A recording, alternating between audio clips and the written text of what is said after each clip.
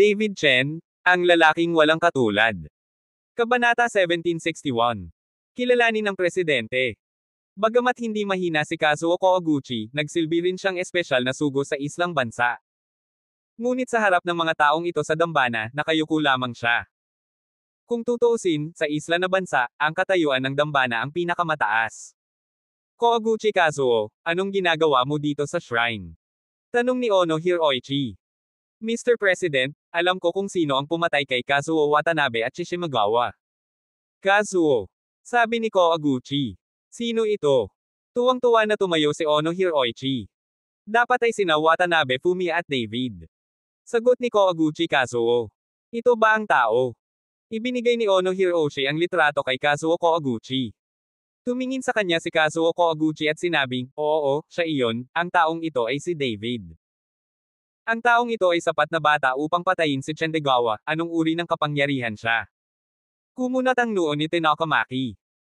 Kung babalik ako kay Lord Tanaka, hindi ko alam kung ano ang lakas ng taong ito, ngunit natalo niya ang lakas ng aking pinakamataas na marquis ng Great Wu. Ibinahagi ni Kazuo Koiguchi ang kanyang karanasan sa Daxiya sa ilang tao. Muli, hinihiling ko sa Pangulo na iligtas ako. Ang dahilan kung bakit sinabi ni Kazuo Koiguchi na lahat ito ay para sa proteksyon ng dambana. Kung tungkol sa laso na ibinigay sa kanya ni David, hanggat ang mga Diyos ng santuwaryo ay maaaring lumapit, ito ay aalisin sa loob ng ilang minuto. Isang Daxiyan ang nangangahas na lokohin ako ng ganito. Si Ono Hiroichi ay nagpapalabas ng isang espiritu na kasing dakila ng karagatan. Kaagad pagkatapos, isang puting ilaw ang bumaril, at ang puting liwanag ay tumama kay Kazuo Koiguchi at kumalat kaagad. Hindi ka nalason, dapat si David ang nagsinungaling sayo. Sabi ni Hiroshi Ono. Boss, ako. Hindi naniwala si Kazuo Koiguchi, ngunit nang magsasalita pa sana siya, lumingon si Miko. Kinu-question mo ba ang mga salita ng Pangulo? Malamig na sabi ni Miko. Huwag kang maglakas loob, huwag kang maglakas loob. Mabilis na umiling si Kazuo Koiguchi at pagkatapos ay dahan-daang umatras mula sa dambana. Miko, dahil itong Watanabe Fumiya ay kumakain sa loob at labas, maaari mong kunin ang pamilyang Watanabe. Si David naman, hayaan mo si Tanaka. Ayokong istorbohin ang mga Diyos sa walang kabuluhang bagay na ito. Sabi ni Ono Koichi. Oo. Sabay na tumayo sina Miko at Tanaka Maki at yumuko bilang tugon. Pagkaalis ng dalawa ni Miko at Tanaka Maki, dahan-daang tumayo ang matandang hindi pa nagsasalita at saka biglang bamuka ang bibig. Ang itim na ambon ay lumabas sa bibig at pagkatapos ay sumugod sa mga estatwa ng mga Diyos sa likod ng dambana. Nang makita ito, sumugod si Ono Hiroshi para alalayan ang katawan ng matanda at inilagay ito sa madilim na pavilion. Pagkatapos na talakayin ng Chizuru Shrine ang planong pakikitungo kina Watanabe Fumiya at David, nagsimula kaagad ang aksyon. Ngunit hindi alam ni David at ng iba pa na may iilang tao na masayang nakatira sa villa ni Watanabe. Naghihintay si David dahil taon-taon ay ginaganap ang kaganapan ng mga pari sa santuwaryo ng isla. At binalak ni David na kunin ang Chen Shrine ng sabay-sabay sa kaganapang ito ng mga pari. Inaalagaan ni Miko ang pang-araw-araw na buhay ni David. Ngayon, si David ay nagbabadya sa araw, si Yumiko ay nagdala ng isang baso ng juice, lumuhad sa tabi ni David, at inilagay ang dayami sa bibig ni David. Master, inumin mo ang juice. Matamis na sabi ni Yumiko. Yumiko, hindi mo kailangang tawagan ang Panginoon ko araw-araw, tawagin mo lang ang pangalan ko. Medyo salungat si David sa salitang master. Guru, ikaw ang Panginoon ng aming pamilyang Watanabe, hindi ko matatawag ang iyong pangalan, ang aming isla na bansa. Ang pamilya ay pinapayagan lamang na magkaroon ng isang Panginoon, at kapag siya ay nakilala, siya ay susunod sa kanyang buhay. Sabi ni Yumiko sa mahinang boses. Nang marinig iyon ni David ay wala na siyang pakialam. Tawagan mo kung ano ang gusto mo. Pero babuka na sana ni David ang bibig para uminom ng juice, biglang nagsalubong ang mga kilay at malamig na tumingin sa dingding ng villa. Master, ano pong problema? Nagmamadaling tanong ni Yumiko habang nagbago ang ekspresyon ni David. May mga bisita dito. Sabi ni David na may malamig na ngiti. Panauhin. Nagdududang tumingin si Yumiko sa pinto, saka sinundan ng tingin si David, ngunit wala siyang nakita. Master, wala bang tao dyan? Natatarantang tanong ni Yumiko. Malapit na yan. Sabi ni David, at biglang inabot at hinawakan ito, at isang invisible force ang agad na bumungad sa pader. Sa orihinal na blankong dingding, isang itim na anino ang biglang dumaan, direktang tumalon mula sa dingding, at mabilis na umatras. May pumasok. Nang makita ito, napasigaw si Yumiko ng malakas. Nang makita ito ng mga taga Watanabe family, sunod-sunod silang hinabol. Ilang sandali pagkatapos ng pagmamaneho, narinig ko ang tunog ng away, at pagkatapos ay sinamahan ni Watanabe Fumiya ang lalaki sa likod ng pump ites. Nakita kong nahuli ang lalaki, pero kalmado pa rin ang ekspresyon ng mukha niya, parang walang bahid ng takot. Sino ka? Bakit ka nakalusot sa Watanabe house ko? Tanong ni Watanabe Fumiya sa lalaki. Isang malamig na tingin ang ibinigay ng lalaki kay Watanabe Fumiya, ngunit hindi ito nagsalita, sa halip ay inikat niya ang kanyang ulo ng maingat, at ipinakita ang tato sa kanyang leeg. Ang tato ay hugis alakdan at ang buntot ng alakdan ay napakahaba, para itong tinusok ng malalim sa balat. Nang makita ang tato na ito, biglang nagbago ang kutis ni Watanabe Fumiya. Laso na alakdan. Nasa ilalim ka ba ng espada? Takang tanong ni Watanabe Fumiya. Tumawa ang lalaki at sinabing, dahil alam mo, bakit hindi mo ako paalisin kaagad? Kung hindi, hindi ka pakakawala ng ating Panginoong espada. Ang mayabang na pag-uugali ng lalaki ay naging dahilan para hindi komportable si David. Fumiya Watanabe, sino itong Miko? Tanong ni David. Bumalik sa master, itong si Miko ang pinuno ng Intelligence Department sa ilalim ng Chenzuru Shrine, na dalubhasa sa pagkolekta ng impormasyon para sa shrine at pagsubaybay sa ilang pamilya sa ilalim ng shrine. May mga matatandang ninja sa departamentong ito dahil maganda si Miko, ngunit siya ay walang awa, at ang kanyang mga ninja ay lahat ay may mga tato na scorpion, kaya maraming tumatawag sa kanya na isang femme fatale. Detalyadong ipinaliwanag ni Watanabe Fumiya kasama si David. Mukhang pinaghinalaan ka na ng dambana. Bahagyang ngumiti si David. Dapat lang. Tumanggo si Watanabe Fumiya. Watanabe Fumiya, buti pa bitawan mo ako, nasa likod lang ang Miko sama natin at malapit na. Hindi pa rin alam ng lalaki ang kanyang delikadong sitwasyon, at pinagbantaan pa niya si Watanabe Fumiya. Hindi ka ba natatakot sa kamatayan? Curious na tanong ni David nang makitang nahuli ang lalaki at napakayabang. Wala ni isa sa atin ang natatakot sa kamatayan. Malamig na bumantong hininga ang lalaki, napakalamig ng mga mata at nakakainsulto. Napakabuti, gusto ko ang mga taong hindi natatakot sa kamatayan. Sabi ni David sabay kaway na agad binalot ng kapangyarihan ang lalaki.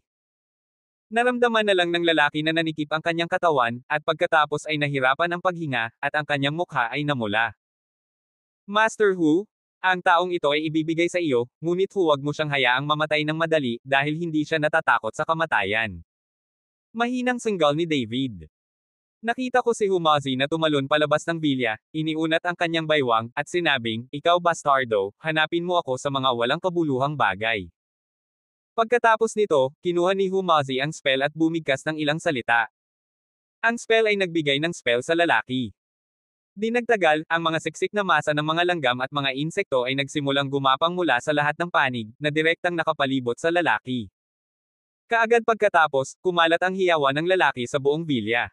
Kabanata 1762. Nakikinig pa lang sa hiyawan, mararamdaman mo na ang sakit ng lalaki sa mga sandaling ito. Nagbago ang ekspresyon ni Yumiko at Watanabe Fumiya at nanginginig din ang kanilang mga puso. Sa paghusga sa walang pakialam na hitsura ni David, tila walang kinalaman sa kanya ang sumisigaw sa tabi niya. Watanabe Fumiya, napakatapang mo, alam mong tao ko ito, at maglakas loob kang gawin ito. Sa sandaling ito, isang kaakit-akit na hiyawan ang narinig. Nanginig ang puso ni Watanabe Fumiya dahil narinig niya ang boses ni Miko sa mga sandaling ito.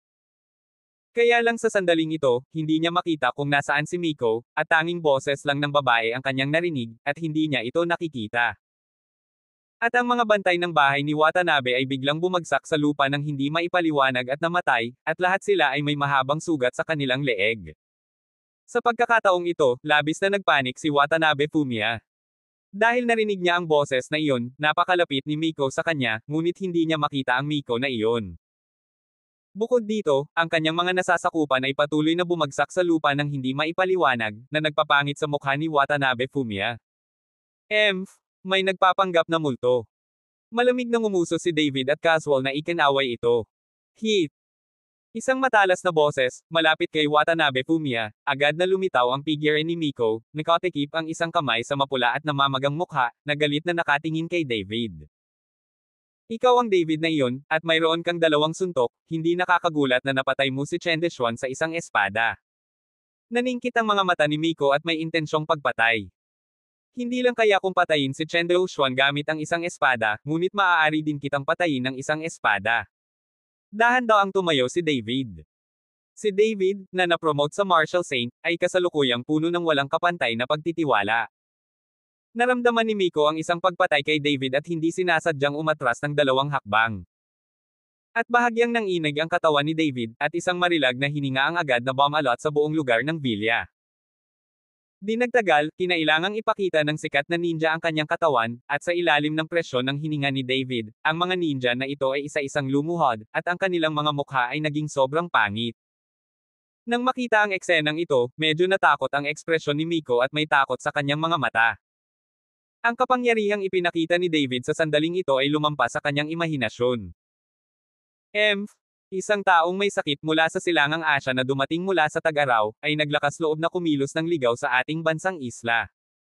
Sa isang malamig na pagsabog, ang isang parehong malaking hininga ay bumangga sa hininga ni David sa isang iglap.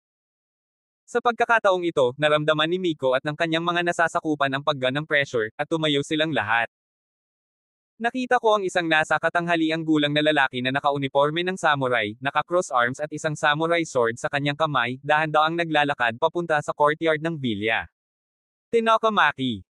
Biglang nanliit ang mga mag-aaral ni Watanabe Fumiya nang makita niyang paparating ang tao, at naging hindi natural ang kanyang ekspresyon. Sumando si Yumiko sa tagiliran ni David at sinabing, "Guro, ang pangalan ng taong ito ay Tinokamaki. Isa siya sa nangungunang tatlong master ng kendo sa bansang isla, at mas malakas siya kaysa sa Chendegawa na iyon." Bagamat estudyante pa lang si Yumiko, tama siya. Alam na alam din ng Tinokamaki na ito, na nagpapakita kung gaano kakilala itong Tinokamaki sa isla na bansa. Walang ekspresyong naglakad si Tinokamaki patungo kay David at huminto ilang metro lang ang layo kay David. Tiningnan niya si David pataas at pababa at sinabing, "Ikaw ang pumatay kay Chen Dechuan." Oo. Bahagyang tumango si David. Tila masyadong karaniwan para kay David ang pagpatay kay Chen Dechuan.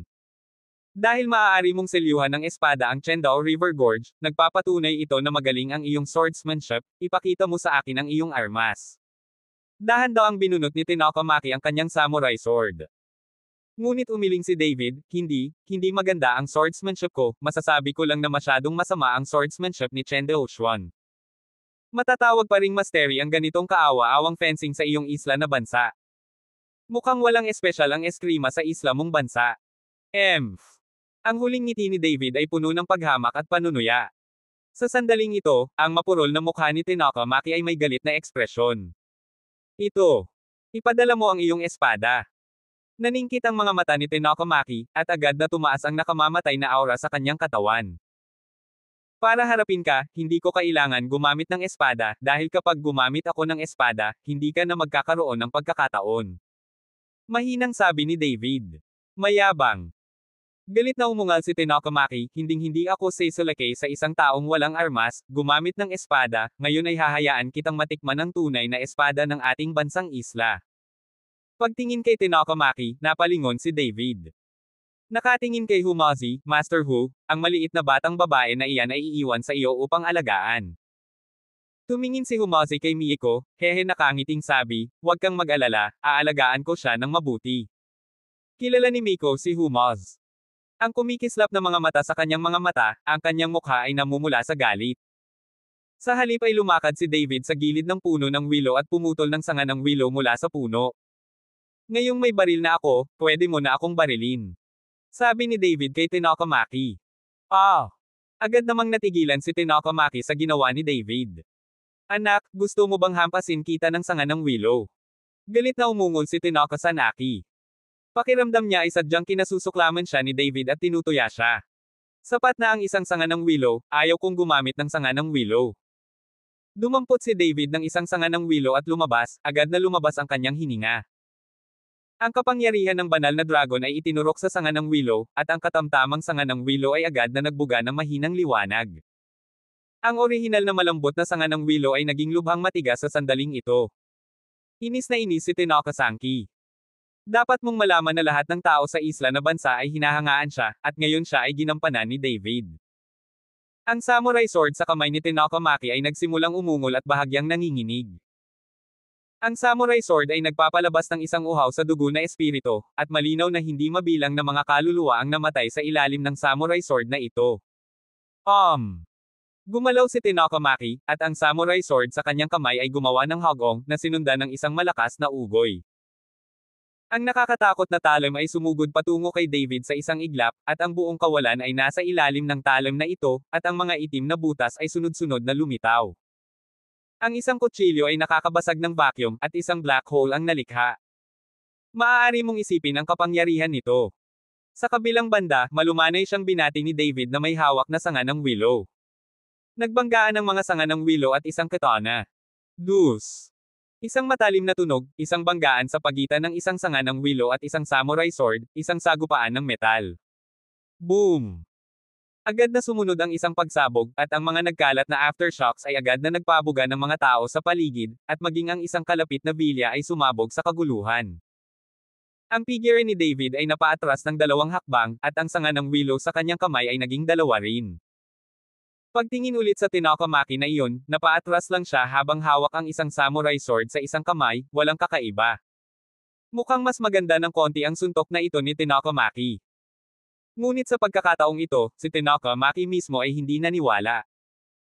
Nakita niya na ang talim ng samurai sword sa kanyang kamay ay may bitek na katatapos lang naputol sa sanga ng Willow. At nagsimulang manhid ang pulso ni Tenoka Maki, at patuloy na nanginginig ang kamay na may hawak sa samurai sword. Walang nakinabang si Tenoka Maki sa suntok na ito. Gumamit lang si David ng sanga ng Willow para lumabas ang kanyang samurai sword mula sa butas at mapamanhid ang kanyang kamay. Sobrang nakakatakot na kapangyarihan at pakiramdam, si Tenoka Sanaki lang ang makakaintindi. Kung si David ay hindi gumamit ng sanga ng Willow, ngunit isang tunay na taibak, maaaring iba ang kinalabasan ng espada ngayon. Nakita naman ni Miko na nasa tabi niya ang pangitaas ni Tenoka Maki at alam niyang hindi siya magdadalawang isip kaya kinawayan niya ang kanyang kamay at sumugod kay Watanabe Fumie kasama ang kanyang mga kampon. Ang misyon ng espada ay hulihin o patayin si Fumie Watanabe, at siya ang pansamantalang mamamahala sa pamilya Watanabe. Kabanata 1763. Si Watanabe Fumie ay hindi natatakot. Kasama sina Humazi at Laofan, itong si Miko ay walang magawa sa kanya. Inatake ni Miko si Kazuo Watanabe kasama ang kanyang mga ninja. Pagkaraan lamang ng 2 hakbang, ang figure ay naging payat at mas mapatla, at sa wakas ay nawala. Gumamit ang mga taong ito ng ninjutsu, na nagpasimangot kay Watanabe Fumie. Maglakas loob na gumamit ng mga panluloko para manloko ng mga tao. Malamig na bumantong hininga si Humazi, pagkatapos ay gumawa ng ilang mga spell at nag-spray ng dugo sa ibabaw ng spell. Asupra. Inihagis ni Humazi ang spell sa kanyang kamay sa hangin, at ang langit sa itaas ng bilya ay biglang naging pula. Ang mga pulang kurtina, si Miko, at ang mga ninja na nawala ay agad na nabunyag. Patayin! Sigaw ni Watanabe Fumie, at sumugod ang mga bantay ng bahay ng Watanabe para patayin sila. Sa ilang sandali, ang tunog ng pagpatay sa buong gusali ng bilya ay napakalakas, at ang labanan ay nagaganap sa lahat ng dako.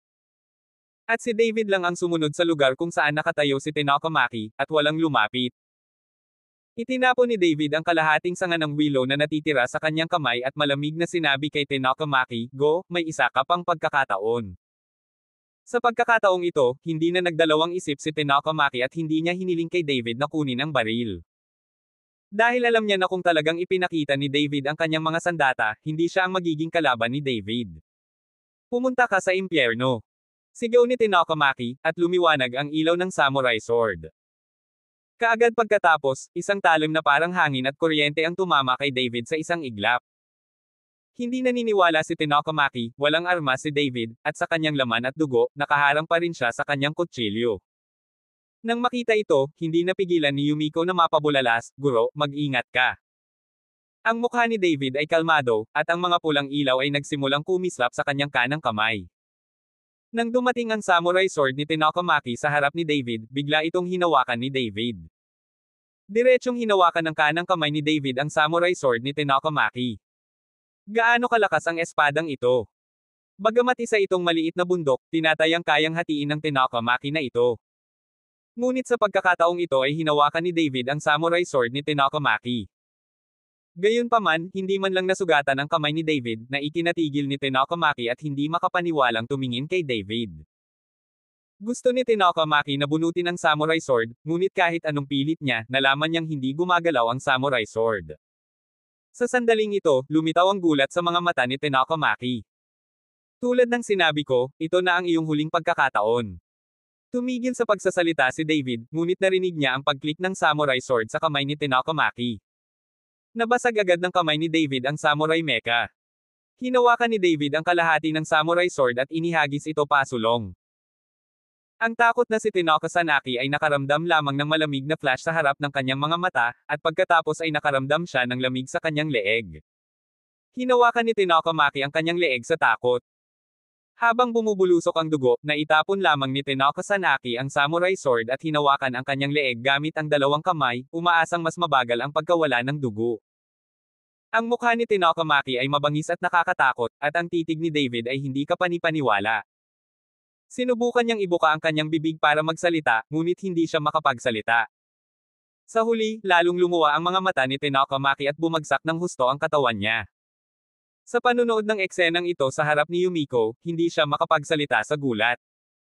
Ang Maki Tenoka ay kumakatawan sa isang hindi magagapi na pag-iral sa kanilang mga puso.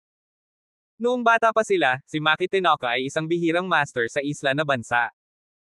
Hinangaan din ng dating Yumiko si Maki Tenoka, umaasa na siya ay magiging master ng kendo. Pero ano ngayon? Ang layo ng kanyang pagsamba mula pagkabata ay sa sandaling ito ay pinugutan ng ulo na parang langgam sa harap ni David. At ang pagpugot ng ulo ay napakadali. Lalong lumakas sa kanyang paningin ang paggalang ni Yumiko kay David, at hindi niya maiwasang lumuhad sa harap ni David, sumigaw ng malakas para sa amo. Si Miko, na kasalukuyang nakikipag-away kay Humos, ay biglang natarante nang makita niya si Tenokamaki, na nahulog sa lupa. Dahil alam niyang mas mataas ang lakas ni Tenokamaki, pinugutan din siya ng ulo ni David. May magandang ending pa ba siya? Ngunit nang magambala si Miko, sinuntok siya ni Humozi sa dibdib, at ang buong tao ay lumipad palabas. Damn, medyo malambot iyon. Medyo nagulat si Humozi. At nang hampasin ng palad si Mikau, ang kanyang katawan ay talagang naging transparent sa hangin at pagkatapos ay nawala sa paningin ni Humoz. Naaalala ni Humozi ang puno ng palma, ngunit biglang napansin na wala na ang espada, at biglang natarante at nagmamadaling gumawa ng ilang mga spell, umaasang lilito ang espada. Sa kasamaang palad, ang ilang mga spell ay hindi gumana, at si Miko ay tila nawala nang wala saan sa ibang dimensyon. Dahil nandito ka, hindi ka na makakaalis. Malamig na bumantong hininga si David, at pagkatapos ay sinunggaban ito mula sa malayo. Isang hindi nakikitang puwersa ang biglang pinakawalan, at pagkatapos ay lumitaw ang isang malaking puno ng palma sa hangin, na halos masakop ang buong bilya. Ang katawan ng espada ay agad na nahayag mula sa ilalim ng kanyang palad, at siya ay umatras. Sayang naman ang kapangyarihan ni David, at hindi ito malabanan ni Miko sa ganoong magaan na vacuum grip. Ang napakalaking puwersa ng pagsipsip ay agad na naging sanhi ng pag-usad ng sword patungo kay David at kalaunan ay direktang nahulog sa mga kamay ni David. Ang leeg ng espada ay mahigpit na nakakapit kay David, ang kanyang mukha ay puno ng takot. Patawarin mo ang buhay ko, patawarin mo ang buhay ko. Nagsimulang manalangin si Miko para sa awa mula sa sakit. Hindi mo ba sinasabi na mas gugustuhin yung mamatay ang mga ninja kaysa sumuko? Bakit kayo humihingi ng awa? Medyo nagulat si David. Maging ang ninja man ay sa simula pa lang ay parang mas pipiliin niyang mamatay kaysa sumuko, ngunit ngayon ay nagsimulang humingi ng awa si Chief Miko. Patawarin mo ang iyong buhay, iligtas ang iyong buhay. Nagpatuloy si Miko sa paghingi ng awa. Nang makitang pinugutan pa ni David ng ulo si Tenokamaki, alam ni Miko na hindi niya talaga matatakasan ang palad ni David, kaya't maaari na lamang siyang humingi ng awa. Si David ay hindi pa kakawalan si Miko, at si David ay hindi naging banayad sa kaaway. Nakita rin ni Miko sa mga mata ni David ang layuning pumatay. Ang mga mata ng espada ay nakakaawa sa sandaling ito, at patuloy siyang nagmumungkahi ng isang bagay kay Humos gamit ang kanyang mga mata. Nang makitang ganito si Miko, hindi napigilan ni Humozi na dilaan ang kanyang mga labi. Nang makita ito, binitawan ni David ang espada, at pagkatapos ay sinabi kay Humoz, Guruhu, ang babaeng ito ay ibibigay sa iyo. Nang makalabas si Miko, huminga siya ng malalim at nagmamadaling umakyat sa Humaria. Sa harap ng bata. Patawarin mo ang iyong buhay, iligtas ang iyong buhay. Niyakap ni Miko ang mga hita ni Humaz at patuloy na hinihimas si Humaz. Bumangon ka dali. Nang makita ito, nagmamadaling tinulungan ni Humazi na tumayo si Sword. Sa sandaling ito, ang mga mata ni Miko ay puno ng mga alon ng taglagas, puno ng kagandahan. Ngayon sa wakas ay nakahinga ng maluwag si Miko dahil nakita niyang ayaw siyang patayin ni Humazi. Guro, hanggat kitilin mo ang aking buhay, handa akong gawin ang lahat para sa Panginoon at maglilingkod akong mabuti sa Panginoon. Nagkunwaring mahina si Miko at sumandal kay Humazi. Tila nag-enjoy si Humazi, at parehong walang imak sina Watanabe, Fumiya at Laufan. Ibinuka ni Laufan ang kanyang bibig para paalalahanan si Humaz, ngunit pinigilan siya ni David. Gusto ni David na makita kung ano ang gagawin ni Humazi sa espada na ito. Sumandal si Miko kay Humazi na may ngiti sa gilid ng kanyang bibig, sa wakas ay hindi na niya kailangang mamatay ngayon. Handa ka ba talagang gawin ang lahat para sa akin? Sabi ni Humazi sa espada. Kabanata 1764. Siyempre pangako, basta magsalita si Master, magagawa ko na. Magiliw na tiningnan ni Miko si Humazi, itinaas ang kanyang kamay, at tiniyak. Nakita ni Miko na si Humazi ay isang napakalaswang tao. Kapag nag-away ang dalawang tao, hindi tapat ang mga mata ni Humaz. At sa palad na iyon ngayon pa lang, tila sinadya din siyang hampasin ni Humazi sa dibdib. Kaya naman tumingin si Miko kay Humaz para humingi ng tulong, ngunit ngayon nang makita ang malungkot na ekspresyon ni Humaz, naramdaman ni Miko na tama ang ginawa niya. Very good, I like this kind of obedient woman most. Ngumiti si Humazi at bahagyang hinaplos ang mukha ni Miko, at mukhang nahihiya si Miko, parang unmanned girl. Gaya ni Miko, halos masuka siya nang makitang katabi niya si Yumiko. Sa buong isla ng bansa, sino ang hindi nakakakilala kung sino si Miko, ang magandang ahas at alakdan, ngayon ay nagpapanggap na isang inosenteng babae. Sa sobrang masunurin mo, paano kung gusto kitang mamatay ngayon? Tumingin si Humazi kay Miko at mapaglarong sinabi. Sandaling nabigla si Miko, baka sa mga mata niya ang gulat, ngunit hindi niya inaasahan na magre-react ito. Nakita ko na ang kamay ni Humaz, na humahaplos sa kanyang mukha, ay biglang tumama sa kanyang ulo ng malakas. Paf! Habang nakababa ang palad na ito, ang ulo ng sword ay napunit sa isang iglap tulad ng isang pakwan, at isang ulap ng dugo ang tumalsik sa kalangitan. Ang biglaang eksenang ito ay natigilan sa lahat. Isang mabahong babae na gusto din akong manligaw, talagang basura ang tingin niya sa akin, napakawalang lasa ko ba? Pinunasan ni Humazi ang kanyang mga kamay at marahas na dinuraan ang katawan ng sword. Nanginginig ang puso ni Yumiko, hindi niya talaga maintindihan, si David at Humazi, ang 2 taong kasama niya sa eroplano, anong klaseng mga karakter ito.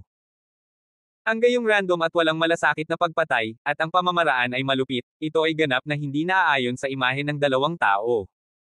Fumio Watanabe, pari ng Chizuru Shrine, kailan ito gaganapin? Tanong ni David. Bumalik ka na kay Master, bukas na yan gaganapin.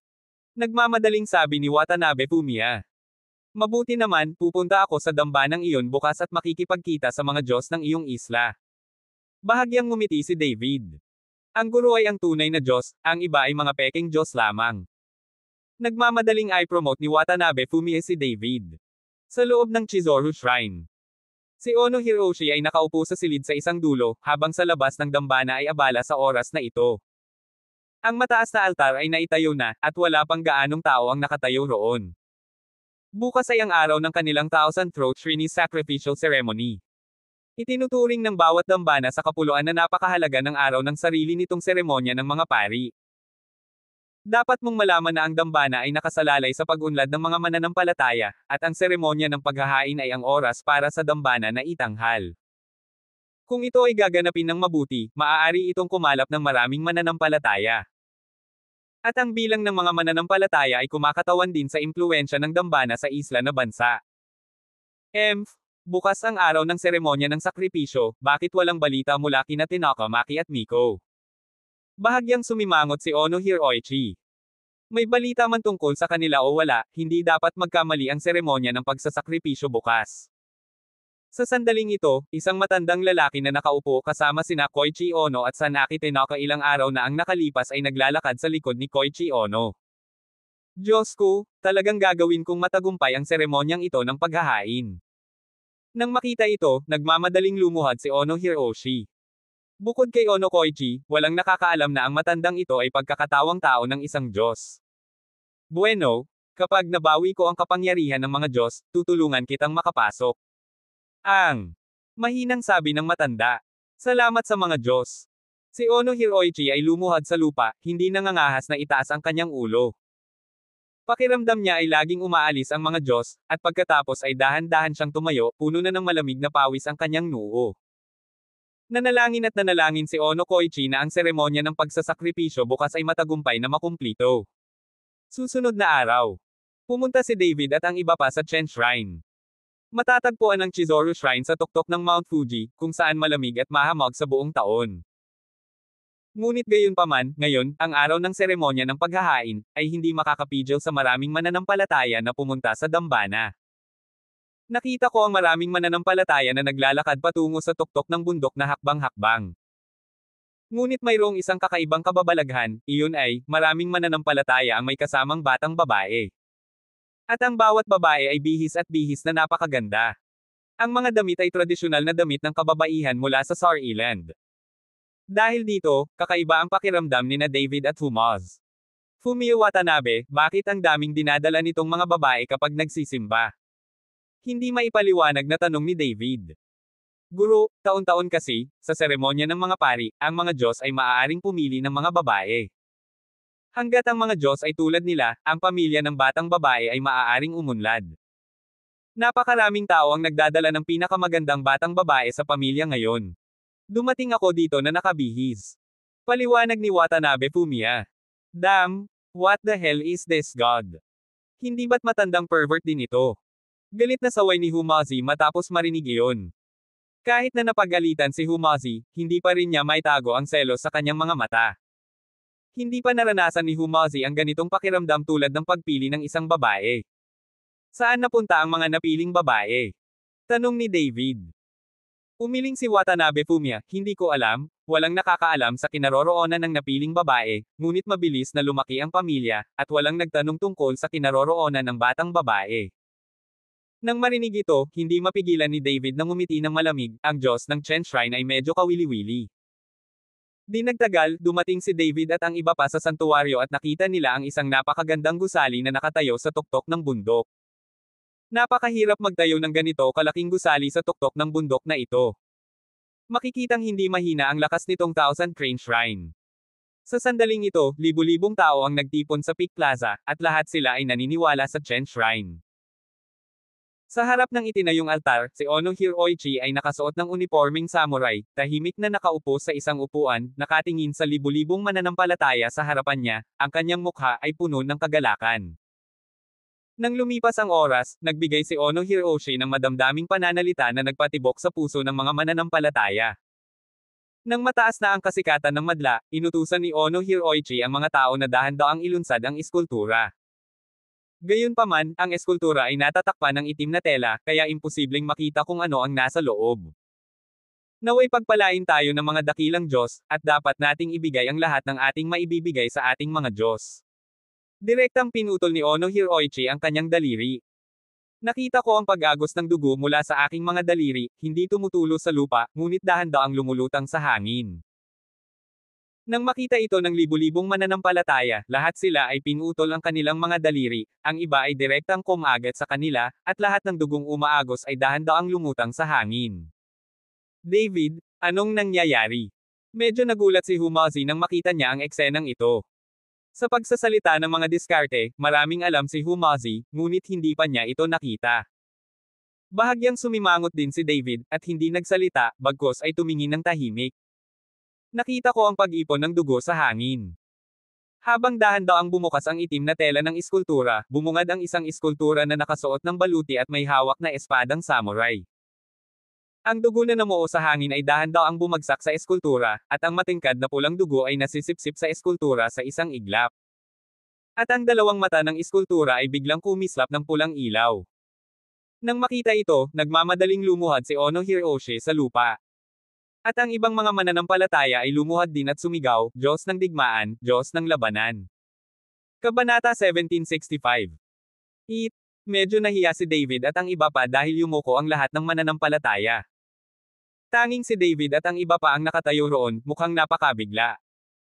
Tumangala si Ono Hiroshi, at nang makita niya si Watanabe Fumiya, nagbago agad ang mukha niya. Dahil inutusan niya si Miko na makipagtulungan kay Watanabe Fumiya, pero ayaw niyang magpakita si Watanabe Fumiya sa seremonya ng pari.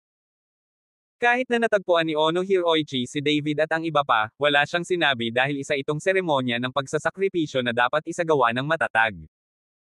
Kung tatanungin ni Ono Hiroshi si Watanabe Fumiya na magtanong o gumawa ng gulo sa oras na ito ay isang malaking kasalanan. Ano ba itong Diyos na ito? Nang makita ni Humazi ang eskultura, hindi naiwasang magmura. Dahil sa masasamang pananalita na ito, maraming mananampalataya ang tumangala. Nagmamadaling ipinaliwanag ni Watanabe Fumiya, Master Hu, ito ay isang eskultura ni Toyotomi Hideyoshi whose daan-daang taon na ang nakalilipas, at ang Diyos na sinasamba nitong Thousand Throat Shrine ay siya. Maging Diyos. Humaz ngumuso sa panghahamak. Bagamat hindi malakas ang boses ni Humaz, maririnig ito ng lahat. Sa pagkakataong ito, lahat ay tumingin kay Humaz na may galit na mga mata. Bahagyang naningkit din ang mga mata ni Ono Koichi, at may matinding killer intent sa kanyang mga mata. Ito ay nagpapakita na sila ay nanggugulo sa kanilang seremonya ng pagsasakripisyo. Pero walang pakialam si Humazi, nagpunta sila dito para manggulo. Napangiti si Watanabe Fumiya, Master Hu, kumpara sa libu-libong taon ng sibilisasyon ni Daxia, ang daan-daang taon na ito ay talagang wala. Sa sandaling ito, maraming mananampalataya ang may nakamamatay na ekspresyon sa kanilang mga mukha. Kung maglakas loob si Humazi na magsabi pa, gagawin nila ito ng walang pag-aalinlangan.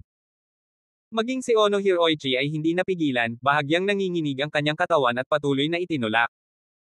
Dahil masyadong mahalaga ang araw para sa kanilang Chizuru Shrine, wala siyang magagawa.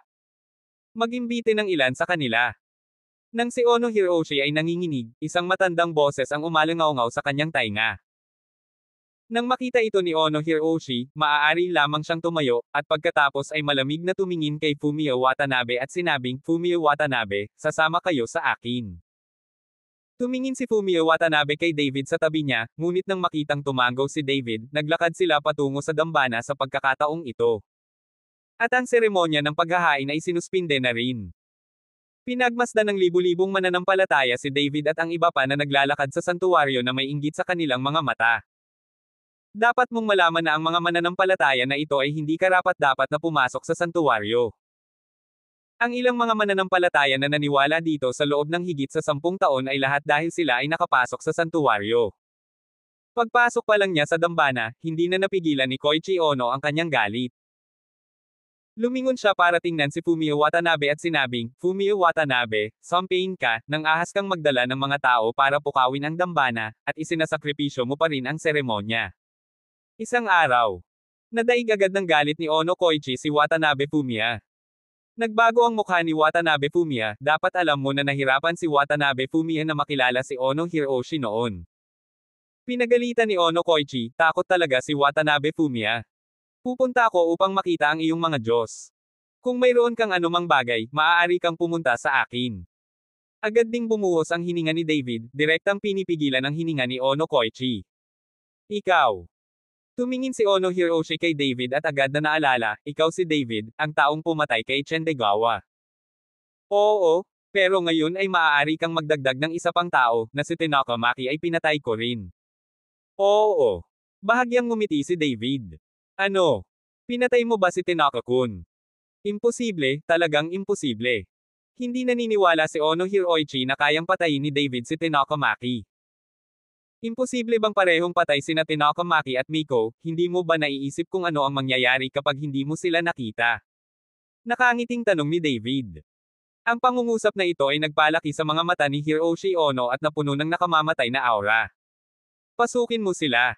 Isang matandang boses ang tumunog, at ang layunin ng pagpatay kay Ono Hiroichi ay agad na nawala. Nakatitig lang siya kay David ng mabangis at nagpatuloy sa paglalakad patungo sa kailaliman ng santuwaryo kasama nila. Maya-maya, may ilang tao na ang dumating sa Divine Hall. Ang banal na bulwagan ay puno ng kamahalan, ngunit sa ilalim ng kamahalan, nagkaroon ng mahinang lamig. Dinala ni Ono Hiroshi si David at ang iba pa sa templo. Ang dambana ay napakalaki, at may mahalagang jade sa lupa, pati na rin ang maraming insenso at mga larawan. Sa gitna mismo, isang lantang matanda ang lumuhad sa harap ng isang banal na kulungan. Nang makita ang matanda, si Hiroichi Ono ay lumuhad ng may paggalang at idiniin ang kanyang noo sa lupa. Umupo ka. Dahan daw ang sabi ng matanda, ang kanyang boses ay tila nanggaling sa malayong abot tanaw. Humakbang si David at casual na umupo sa tapat ng matanda. Ngunit si Fumio Watanabe at iba pa ay hindi nang ahas na gawin ito. Dahil kahit payat ang matandang ito ay may kung anong kamahalan sa katawan. Sa ilalim ng kamahalan na ito, si Watanabe, Fumio at ang iba pa ay subconsciously kinakabahan. Maging si Humos, na kanina lang ay may hamak na mukha, ay naging solemn na nang makita niya ang matanda. 100 taon na ang nakalipas, at ito ang unang pagkakataon na nakita ko si Daxia dito. Let me introduce myself. I am Toyotomi Hideyoshi. Narinig mo siguro ang pangalan ko. Tumingin ang matanda kay David, may titig sa kanyang mga mata na nakakakita sa buong mundo. Sa ilalim ng mga mata ng matanda, sina Watanabe, Fumiya at Humazi ay hindi nang ahas na tumingin ng diretso, dahil pakiramdam nila ay nakikita ng mga mata ng matanda sa kanilang isipan. Walang pakialam si David, tumingin kay Toyotomi Hideyoshi na may mapaglarong ekspresyon, at nagsabi, isa ka lang na sinag ng espirito, kaya't huwag mong lokohin ang mga tao gamit ang iyong pangalan, ngayon ang iyong lakas ay malamang na 1/10 niyan kung wala ang iyong katawan. At ang dahilan kung bakit hindi mo makita ang mga taga-Daxia ay dahil hindi ka makaalis sa santuwaryo na ito. Hanggat umalis ka dito, mawawala agad ang buhay mo. Matapang, maglakas loob kang sampay ng mga Diyos ng ganito. Galit na pinagalitan ng mag-asawang Onohong si David. Diyos! Tumawa si David at tumingin sa matanda, katawan lang ito para ibalik ang kaluluwa, bakit napakadakila? Hahaha, hindi mahalaga kung humiram ka ng katawan upang ibalik ang iyong kaluluwa o kung ang iyong kaluluwa ay mabubuhay magpakailanman. Ang pinakamahalagang bagay ay ikaw. Ang gintong dragon na ito ay talagang lumalapit sa akin sa sarili nitong pagkukusa, masasabi ko lang na ito ay kalooban ng Diyos, na ako ay naging makadiyos nitong mga taon at inilipat ang Diyos. Hindi nagalit si Toyotomi Hideyoshi, pero tumawa siya. Nang marinig ang mga salita ni Toyotomi Hideyoshi, ang mukha ni Humas ay agad na naging napakapangit. Mukhang alam ng matandang ito ang tunay na gintong dragon na katawan ni David. Ito ay isang pagtatangka sa pisikal na katawan ni David. Kung tutuusin, kung mahuhuli ang pangangatawan ni David, ito ay isang magandang pagkakataon para sa mga taong ito na ang mga kaluluwa ay nakatali sa muling pagsilang. Gayunpaman, hindi nagulat si David, sa kabaligtaran, kumilos siya ng napakakalma. Gusto mo ba ang katawan ko? Mahinang tanong ni David. Siyempre, bago kita makita, hindi ko alam kung gaano katagal bago ko muling nasalayan ang araw. Ngunit ngayon ay kalooban ng Diyos na makita kita, kaya oras na para makita ko muli ang araw. Mukhang excited si Toyotomi Hideyoshi. Sabi. Nakita ni David ang nasa sabik na ekspresyon ni Toyotomi Hideyoshi na may mapaglarong hitsura sa kanyang mukha, sigurado ka bang makukuha mo ang katawan ko? Kahit isa lang akong dampi ng banal na kaluluwa ngayon, sa santuwaryo na ito, ako rin ang namumuno, ako rin ay isang Diyos, hindi ka makakatakas sa aking palad. Kung masunurin mong ibibigay ang iyong katawan, kaya ko. Naway maging immortal ang iyong espiritu at mahanap ka muli ng katawan. Itong mga kaibigan mo ay makakaalis din ng ligtas. Malamig na umungol si Toyotomi Hideyoshi. Kabanata 1766. Paano kung hindi mo ipadala? Tanong ni David. Hindi ka magbabayad. Biglang pinaulanan ni Toyotomi Hideyoshi ang isang itim na liwanag sa kanyang mga mata, kung hindi ka magbabayad, wawasakin ko ang lahat ng kaluluwang natamon mo, at hindi ka na maipanganak na muli magpakailanman. At ang mga kaibigang tulad mo ay magiging altar ko rin. Gusto kong sambahin ang mga Diyos at padalhan ako ng ganoong katawan. Pumasok. Ang buong bulwagan, biglang nagbago ang kapaligiran, at ang pinto na nakabukas ay sarado sa sandaling ito. Si Humazi at ang iba pa ay kinakabahan at handa ng kumilos. Master Hu, magpahinga ka na, ikaw ay isang labi na lamang ng iyong kaluluwa. Natatakot ako sa ibon. Kapag nasipsip ko ang kanyang kapangyarihan, dudurugin ko ang kanyang nasirang dambana. Mukha. Kung ang mga Diyos ng Isla Shrine ay pareho, hindi ko iniisip ang kanilang kapangyarihan, umupo sa kanilang lugar, at tinatamasa ang paghanga ng lahat ng tao. Mahinang sabi ni David. Sinabi ni David na nakapasok siya sa Martial Saint, at ang kanyang kalooban ay naging mas matatag, at ang pagpapabuti ng kanyang lakas ay nagdala ng walang kapantay na tiwala sa sarili. Mayabang, nililigawan mo si kamatayan. Nang nakita ni Ono Hiroshi si David, hinamak niya ang dambana at ang kanilang mga Diyos, paano niya ito natitiis. Ngunit sa pagbuka pa lang ng bibig ni Ono Hiroichi, kinawayan siya ni David nang hindi man lang siya tinitingnan. Isang malaking hininga ang dumiretso kay Ono Hiroichi. Si Ono Hiroshi ay mukhang nabigla, at wala siyang oras para umiwas, at direkta siyang nahulog mula sa malakas na hiningang ito. Malakas na tumama ang katawan sa halijing bato at bumulwak ang isang subo ng dugo. Sa pag-indayog ng kamay ni David, si Hiroshi Ono ay malubhang nasugatan. Nang makita ni Watanabe Fumiya ang eksenang ito, patuloy na umiikot ang kanyang Adam's apple. Sa pagkakataong ito, lalo niyang itinuring si David bilang kanyang Panginoon, at susundin niya siya magpakailanman. Isa ka lang aso, may dahilan ba para matakpan tayo habang nag-uusap tayo? Tiningnan ni David si Ono Hiroshi ng mahigpit, at pagkatapos ay sinabi kay Toyotomi Hideyoshi na may mahinang ngiti, "Kumakahol ang aso mo, tutulungan kitang maglinis, okay lang ba?" Zia Shower, masyado kang baliw. Mamamatay na si Toyotomi Hideyoshi sa galit, patuloy na lumaki ang galit sa kanyang katawan, kumikislap ang malamig na liwanag sa kanyang mga mata, at walang hangin din ang mga damit sa kanyang katawan. Nakita ko na tumaas ang momentum ni Toyotomi Hideyoshi, at ang buong bulwagan ay natakpan ng itim na ambon, at hindi ko makita ang aking mga daliri. Sunod-sunod na tunog ng multo at mga huni ng lobo ang narinig, at sa sobrang takot ni Yumiko ay nagtago siya sa likod ni Fumio Watanabe. Nang makita ito, naglabas si Humazi ng ilang spells, kinagat ang kanyang daliri, at gumuhit ng ilang pattern dito. Kaagad pagkatapos, isang kumot ang nakakabit sa katawan ng bawat tao. Hindi nagtagal ay nawala ang mga tunog ng mga multo at lobo na umaangal sa kanilang mga tainga, at kahit ang itim na ambon ay hindi nakita. Kaya lang sa mata ng iba, ang mga ito ay umiiral pa rin, at may kakaibang kapangyarihan sa itim na ambon. Daan-daang taon na ang nakalilipas, wala ni isa sa inyo ang nangahas na kausapin ako ng ganito sa Zia, napakabrat mo, maglakas loob kang maging mapangahas. Hayaan mong habarin kita ng iyong kaluluwa, hayaang masira ang iyong kaluluwa, at hindi ka na muling isisilang. Pagkasabi nito, dahan-daang iniunat ni Toyotomi Hideyoshi ang kanyang kamay at hinawakan si David. Oh! Nakita ko ang bulwagan sa bulwagan na nanginginig at si David ay natatakpan ng isang malaking puno ng palma. May kakaibang kapangyarihan sa palad, na tumago sa katawan ni David sa isang iglap, at nakita ko na ang kaluluwa sa katawan ni David ay puwersahang banihag. Sa sandaling ito, ang kaluluwa ni David ay lumulutang sa hangin, habang ang katawan ni David ay nakaupo pa rin nang hindi gumagalaw. Si Watanabe Fumiya at Yumiko, na nakakita sa eksenang ito, ay nanlaki ang kanilang mga mata sa takot. Hindi nila inasahan na napakalakas ni David kaya biglang kinuha ang kanyang kaluluwa. Ang kaluluwang ito ay lumalabas sa katawan, natatakot ako na ang buong tao ay hindi mabubuhay. Ngunit hindi nag-alala si Humazi.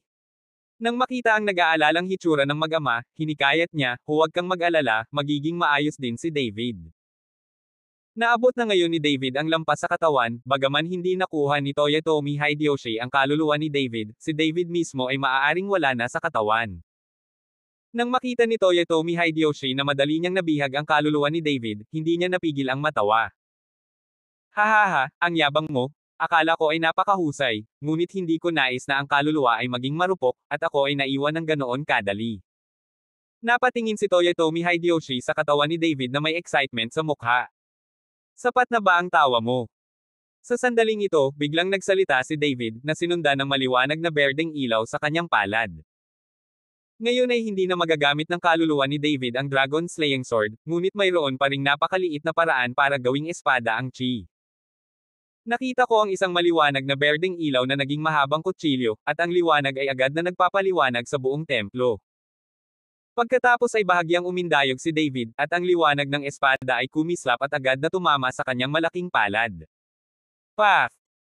Matapos ang isang malakas na tunog, nakita ko na ang isang malaking palad ay naputol sa isang iglap, at ang kaluluwa ni David ay nawala ng kontrol at agad na bumalik sa katawan. Ito.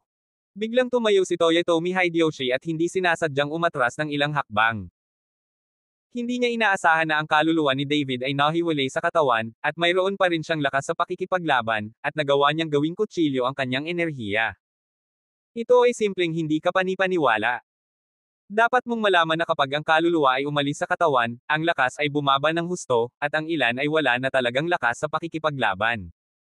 Saka lamang maibabalik ang pagkakaroon ng katawan. Ngunit maaaring gawing kutsilyo ni David ang chi sa pamamagitan lamang ng pag-asa sa kanyang kaluluwa, at napakalakas niya. Kung si Toyotomi Hideyoshi mismo ang aalis sa katawan, ngayon ay hindi niya alam kung maaabot niya ang level ni David. Mukhang minamaliit kita. Hindi ko inaasahan na ang iyong banal na kaluluwa ay napakalakas at nagtataglay pa nga ng kapangyarihan ng iyong katawan. Pero kahit na, papatayin kita at sa huli ay kukunin ang katawan mo. Kahit na sa ganitong paraan ay mabubulok ang iyong Golden Dragon na katawan, ngunit ito ay sapat na para sa akin. Pagkasabi nito, dahan-daang muling lumitaw sa lupa ang malaking palad ni Toyotomi Hideyoshi na katatapos lang sumabog sa itaas ng ulo ni David. Sinasabi ko sa iyo, sa santuwaryo na ito ako ang Panginoon, hinding-hindi mo ako papatayin. Mabilis na tinalo ni Toyotomi Hideyoshi si David. Ang malaking puno ng palma ay tumimbang kay David na parang burol. At iwinagayway ni David ang kanyang kanang kamay, hawak ang Dragon Slaying Sword, ang sword chi patayo at paalang, lumulutang sa hangin. Sa sandaling ito, ang mga mananampalataya sa labas ay tumangala sa tanawin sa lobby at nagpakita ng nakakatakot na ekspresyon. Dapat mong malaman na ang mga Diyos na naninirahan dito ay kanilang mga Diyos. Ngunit sa sandaling ito, ang kalangitan sa itaas ng bulwagan ay natatakpan ng maitim na ulap, na tiyak na nagpasindek sa kanila. Dumagundong. Biglang yumanig ang bundok saglit. Kaagad pagkatapos, ang maringal na dambana ay sumabog na may malakas na tunog. Ang buong santuwaryo ay parang binomba, at ito ay napunit sa isang iglap. Maraming mananampalataya ang walang oras na umiwas, ngunit pinatay sila ng mga nakakalat na ledrilyo at bato. Ilang sandali, napuno ng pag-iyak ang plaza sa harap ng altar at umagos ang dugo na parang ilog. Nakita ng lahat ang anino na tumalon at saka dumapo sa rebulto. Isa itong matanda na tuyong katawan, parang ang tagal na niyang hindi kumakain, at kitang-kita ang mga buto sa balat. This time namangha ang lahat, hindi nila kilala kung sino itong matandang ito. At pagkatapos ay lumipad din ang binata at maayos na lumapag sa altar, habang nakatingin sa matandang nasa rebulto ng malamig na mga mata. Upang mabuhay, sinira mo pa ang isang dambana na nabuhay ng higit sa 100 taon. Paano ito matatanggap ng mga mananampalataya? Tumingin si David kay Toyotomi Hideyoshi at bahagyang ngumiti. Ang mukha ni Toyotomi Hideyoshi ay sobrang pangit sa sandaling ito, nakatayo sa isang estatwa at nakatitig kay David. Sa sandaling ito, si Humazi at ang iba ay nagmamadali ring tumakbo palabas, gayon din ang Ono Koichi na iyon. Kabanata 1767. Nabalot ng putik ang katawan ni Hiroshi Ono at nataranta. Nasugatan siya at nakatakas, na napakahusay na, paano niya mapangalagaan ang kanyang imahe. Gayunpaman, nang makita ng mga mananampalatayang iyon ang nalilitong hitsura ni Ono Koichi, halos lumuwa ang kanilang mga mata. Dapat mong malaman na si Ono Koichi ay ang presidente ng dambana at isang figure na hinahangaan ng lahat. Pero ngayon ay naging parang pulubi na siya. Ang matandang ito ay ang Diyos na hinahangaan mo. Ngayon gusto kong ipakita sa iyo kung ano ang iyong Diyos sa harap ng iyong mukha. Malakas na sinabi ni David sa mga mananampalataya sa liwasan. Ang mga mananampalataya na iyon ay tumingin dito nang hindi makapaniwala. Hindi sila makapaniwala na ang Diyos na lagi nilang hinahangaan ay isang payat na matandang nakatayo sa harapan nila. Anak, gaya ng sinabi ko, ako ang master dito, kahit nasirain ang dambana, hanggat nasa tuktok ka ng bundok, hindi mo ako papatayin. Sinabi ni Toyotomi Hideyoshi, biglang itinaas ang kanyang ulo at sumigaw, sa kapangyarihan ng langit at lupa, sa pamamagitan ng dugo ng lahat ng tao, mabuhay ka. Dumagundong. Biglang, ang buong tuktok ng bundok ay natatakpan ng itim na ulap, na sinundan ng isang malaking puwersa ng pagsipsip na nagsimulang sumipsip ng dugo ng mga kalunos-lunos na namatay na mananampalataya. Sa ilang sandali, patuloy na naipon ang dugo, at pagkatapos ay kumalat ito sa rebulto. Gayun din. Sa isang maliit na pagsabog, nakita ko na ang estatwa ay natatakpan ng mga siksik na bitek. Hindi nagtagal ay isa-isang bumagsak ang buong katawan ng estatwa, gayon din ang lupa sa paligid ng rebulto.